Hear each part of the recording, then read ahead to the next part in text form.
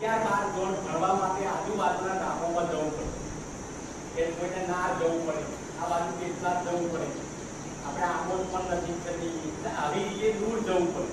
અને દૂર જતા હતા એટલે શું થતું કે અમુક દીકરીઓને એમના મા બાપ મોકલે નહીં કે ભાઈ ના એવું સાયકલ લઈને કોણ જાય કે ઘરે જાય, એવું એકલી કેમ નહીં જાય, એકલી કેમ નહીં આવે, વરસાદ પડે શું કરે, આવું બધું વિચાર. એટલે આ બધાના પ્રયત્નોથી એક એવું સરસ કાર્ય કર્યું છે કે આપણે ધોરણ 11 ચાલુ વર્ષથી શરૂ કર્યું.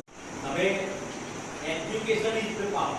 આ બે વસ્તુ એવી છે, તમારામાં નોલેજ પણ હોવું જોઈએ, એ પણ શક્તિ છે, અને એજ્યુકેશન પણ હોવું જોઈએ. તો આ બંને વસ્તુ તમે મેળવો તો તમે આગળ વધી શકો. હંમેશા એક વાત એવી શીખવાની કે ભણાય એટલું ભણો.